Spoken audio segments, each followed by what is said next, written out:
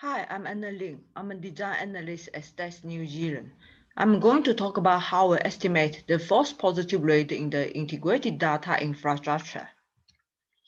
The talk will cover a brief introduction to the IDI, the clerical review approach we used before, and an automated approach SoLinks we use now, and then I'll compare estimates of the two methods. Also talking about a few methods which we use to verify the SoLinks model and next steps of our work. The integrated data infrastructure is a linked longitudinal database. It combines a variety of administrative and survey data. In the IDI, all datasets are linked through a central spine. The spine is created by linking birth, visa, and test data together, and all other data sources each link with the spine separately. Data in the IDI is refreshed quarterly. In each refresh, the entire system is rebuilt. This includes rerunning data cleaning, standardization, derivation, and also relinking all the data sets together.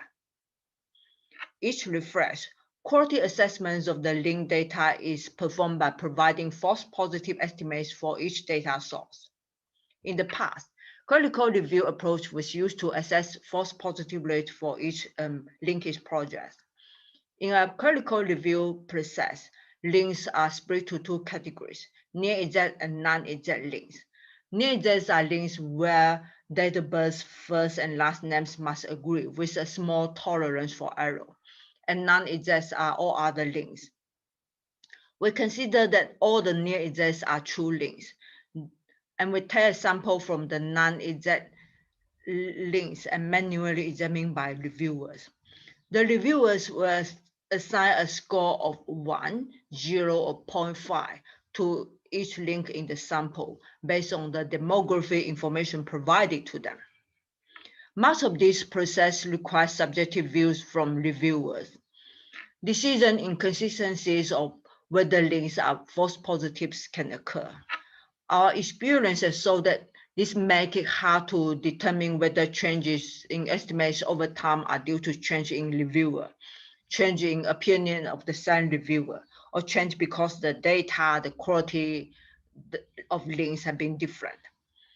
The critical review approach is also very time-consuming and resource-intensive. In particular, in each refresh, there are over 15 linkage projects require checking. SoLinks was therefore developed to automate false positive estimations. It defines match probability, which is the probability that a given link is a true link match. Then the false positive probability is estimated by 1 minus the match probability. There are a few elements of the SoLinks model. First, you use a logistic regression model to estimate match probability for a link pair. It's based on the agreement types of sets, date of birth, first and last names between the linked records. The agreement types are defined separately for each 4 variables. Here's an example of agreement types defined for both the first and last names. Training data sets was designed specifically to estimate the model parameters. Another element of the SoLinks model is predefined probabilities. These are the probabilities given to the near-exact links, and they override the model estimates. We're already talking about near-exact links using the clerical review process. In SoLinks, the definitions has been extended further to include some of the links which we believe have high quality. For example, links which agree on address and date of birth. The table here lists all the categories of near-exacts defined in SoLinks and the match probabilities given to each of the categories. The match probabilities used here are based on our experience and judgment. To assess the SoLinks model, we compare the results with the one from clerical review approach. And the results are presented in the table here. The first column lists all the linkage projects using the comparison. The second columns are the 95% confidence intervals of the estimates from clerical review approach. The third column is the SoLinks estimates. And the last column is the indicator of whether the SoLinks estimate fall inside the confidence interval. We can see that of the 10 linkage projects, 3 of them having the SoLinks estimates falling inside the confidence interval, and others are outside the confidence bound. To understand the differences and to see whether we can improve the SoLinks model, recently we applied a few methods to verify the SoLinks model.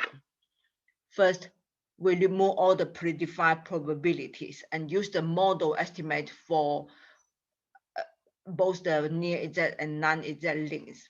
And we found that removing the predefined probabilities and just use the model have large impact on the estimates. The second method we use is we remove some of the near exact categories defined in SoLinks and made the definition more consistent with the one used in the clerical review approach. We found that this one have least impact on the estimates.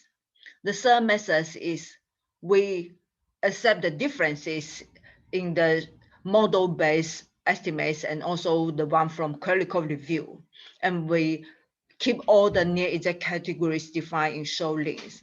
But we use the methods to redefine the match probabilities for near exacts. We use the uniqueness of an agreement pattern. Here's an example. In a linkage project between a data source and the spine, there are 4.6 million of links made between the two data sets, and the links have all the 4 variables exactly the same. We link these 4.6 million of records back to the spine. For each record, if there is one link can be found in the spine, then the match probability for that record is 1. If there are 2 links can be found, then the match probability for that record is half. If there are 3 links can be found, then the match probability for that record become 1/3. Using these methods, we estimate the match probability for this agreement pattern of near exact. And we repeat this one for different projects and different patterns. For each pattern, we take the average of the estimated match probability, and we get a set of redefined match probabilities for near exact links. SoLinks approach is a very good approach because it made the estimates consistent and easier to compare over time and easier to compare between different linkage projects. Next step of our work is we will discuss whether or how we are going to define the SoLinks model based on the methods and the results we had done recently. And we want to provide the quality indicator to researchers. We're aiming to provide the indicator at individual level and starting from some selected projects. We also collaborate with researchers on linkage error and bias study. We have already started this one. So in our future, we also want to estimate false negative. Thank you. Any comments and questions are welcome.